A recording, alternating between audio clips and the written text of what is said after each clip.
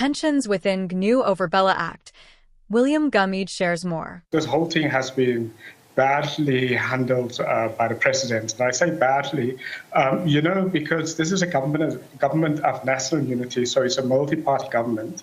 It's not an ANC-dominant government that we've had, before the GNU.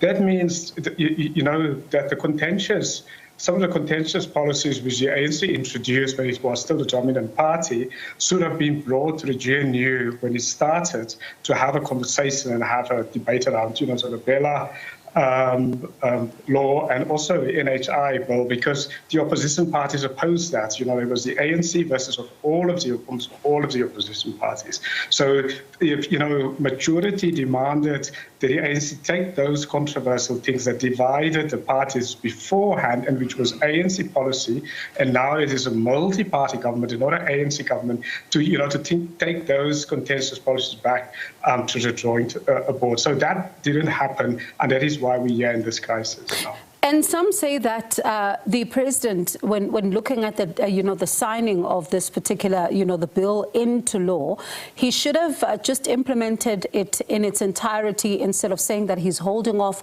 on sections 4 and 5. Some say that this is what gave rise to the confusion, but others are saying that, as you say, he should have taken everybody on board, but not even rush to sign, but simply settle everything until they fleshed out all the different points. So should he have continued to sign, or did he need to wait and simply not just say don't implement the certain sections? Yeah, so this is a self-inflicted crisis caused by the president because he decided in haste. He should have taken it back, knowing full well that as a country, we knew during the election campaigns, the different opposition parties had a different view of this, and even many civil society organizations. So because it's so contested, and because it is a multi-party government, and I have to emphasize it, I think many people don't understand, the ANC didn't win, the ANC got below 40%, and is now part of a multi-party government, which means the president must consult on policy with all of the parties. It's not ANC policy anymore. So in the past, because the ANC was the dominant party, the ANC policies became the government policies. This is a multi-party government now, so the ANC policy is not the government policy. That now a policy needs to be negotiated. So it's absolutely self-inflicted. I think that the other difficulty right now is that, many ANC groups that are opposed to the GNU, they are politicizing the BELA bill because, there are many ANC factions and groups and leaders who want the GNU to collapse, and they grabbing anything that they can use to break down the GNU. I'm just listening to the trade unions, the teacher trade unions. I mean, they are opposing the GNU with the DA and the IFP, and they're also opposing having a DA leader as an education minister. So that's, it's a politicization now of the BELA bill. It's not based on its merits.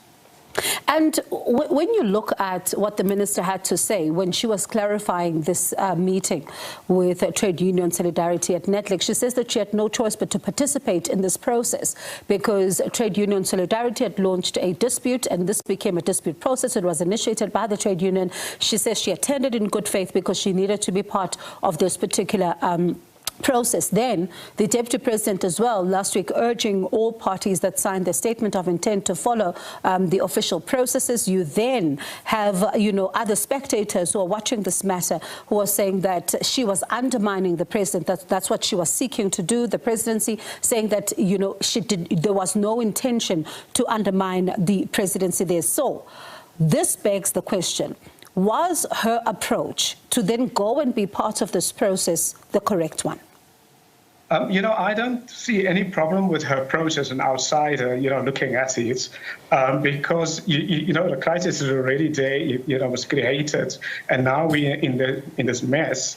And, ANC opponents also ANC groups that are opposed to the GNU want to use this, they see an opportunity, they see a space to drive a wedge between the GNU partners. I think what we now need to do, what the president now needs to do, is because we need wisdom and we need maturity.